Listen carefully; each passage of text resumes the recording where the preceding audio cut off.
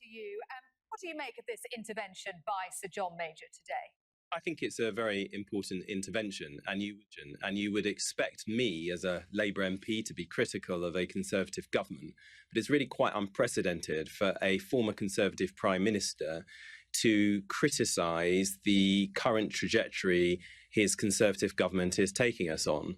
And the big takeaways for me are, first of all, this is a lot more complex than anyone thought it would be. You know, we had that debate in 2016, but we're dealing with a very new situation where there are new facts as to how this is going to impact on people, and things that people thought might happen, billions of pounds extra going to the NHS, for example, are simply not going to happen. The second point that he makes is, we as parliamentarians, and I was talking about me as a Labour politician, in a way, you've got to forget about that. You've got to put the national interest first. This is a very unique situation, which is partly why it's so complex and it's taking so long. A lot of your viewers think, why can't you guys just get on and do this? It's just so complex. It affects every part of life. Who would have thought this would affect the Good Friday Agreement in Northern Ireland? So it's absolutely right in those circumstances that we put the national interest first, scrutinise what government is doing, because whatever you thought about the decision to leave the European Union, the government didn't have a mandate to pursue this trajectory at all costs and in any form. So we've got to do the job that we were elected to do, which is to look out for our constituents through this process. So let's talk about the Irish border. Michel Barnier today talking about option C, this backstop option, which Theresa May has said is absolutely a no-go zone. Where does this leave us? Well, the only way of avoiding a hard border in Northern Ireland, and if you had a hard border, this would threaten the Good Friday Agreement, which let's not forget brought peace to the island of Ireland after decades of bloodshed. The only way to avoid a hard border is not only through staying in the customs union, but also the single market. And what the EU's come forward and suggested here is that for the sake of not having that hard border, Northern Ireland should stay in the customs union and to all intents and purposes, the single market as well. Now, clearly, that is not a desirable situation because it would mean a different... That's not what people voted for, is it? I mean, that's more of the same. Well, people didn't vote to split up the United Kingdom in the process of Brexit. So I think the only way you're going to be able to avoid this issue of having a hard border in Northern Ireland is for the whole of the United Kingdom to stay in the customs union and the single market. And let's not forget, by the way, if you want to talk about mandates, the Prime Minister put the notion of leaving the single market and the customs union at front and centre in her manifesto in 2017, and she lost her majority. So she actually doesn't have a mandate to take the whole of Britain out of the... also in the Labour Party manifesto, weren't they? The Labour Party manifesto said that we would seek to continue to get the benefits of the single market and the customs union. It didn't say how. The European Union has since been very clear that you can only continue to get those benefits if you stay part of the single market and the customs union. That is absolutely clear. And I really think, to be frank, there's a lot of delusion about what we can get from this process. You know, there's a suggestion that we can not only leave the European Union, but leave the customs union, leave the single market, and get all the benefits. Now, why on earth would you be allowed to get the benefits of a club without being in it and having the obligations and paying the subscription fee? I mean, what, you wouldn't join the club? OK, Chuka Umunna, let's bring in Jacob Rees Mogg and ask him that question. Jacob Rees Mogg, are you delusional? Is the only option here, in order to protect the Good Friday Agreement, to remain in a customs union and the single market? Oh, absolutely not. That means we don't leave the European Union. Those are the essential pillars of the European Union.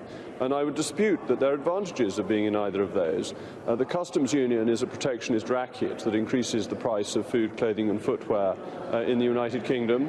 And the internal market simply piles regulation upon regulation on British businesses and makes us less efficient and competitive. Being out of those two is a huge advantage for us. And the issue in Northern Ireland, as has been said by European Parliamentary Committee, can be solved by technological solutions, some of which have been trialled in other parts of the world. But where are those technological solutions? Because Michel Barnier is saying that the clock is ticking. We've got to up the pace here. And in the absence of any solutions presented by the government, the EU is giving its options, option A, B or C. Option A, the cake and eat it argument, which it's already said no to. Option B, the technological answer, which it's called the Narnia option. And option C, ultimately, Northern Ireland is Well, I think that's silly. And Option C would be in breach of the confidence and supply agreement between the Conservatives and the Democratic Unionist Party. So if the government went for option C, it would fall. It is not a serious option. It's not one the government could accept. We cannot split the United Kingdom. Northern Ireland is as much part of our country as Somerset is, and for the European Union to be proposing splitting up the United Kingdom is quite improper of it, and it's an improper suggestion for them to make. The technological solution is to say that you can have trusted trader schemes that exist in other parts of the world, that you can settle customs duties if there are any. We may have a free trade arrangement, and therefore there won't be any customs duties beyond the border. Bear in mind there is already a border between Northern Ireland and the Republic of Ireland. There's a border for excise duties, there's a border for VAT, there's a border for illegal immigration, all of which are enforced separately on the different sides. And these are dealt with by efficient technological solutions. So I think the problems are being overstated, and that the border can be kept free of physical infrastructure and men in peaked caps. What is, of course, going to change is that there will be a different regulatory and customs system, slightly elaborated from where we are now.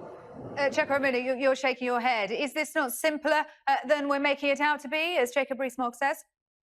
This is fantasy stuff from Jacob. Let me just say a few things about what he said. He said if we stay in the customs union and we stay in the single market, to all intents and purposes, we're a member of the EU. Well, there are non-EU members of the single market, and Turkey has a customs union arrangement with the European Union, and it isn't in the single market, and it isn't in the European Union.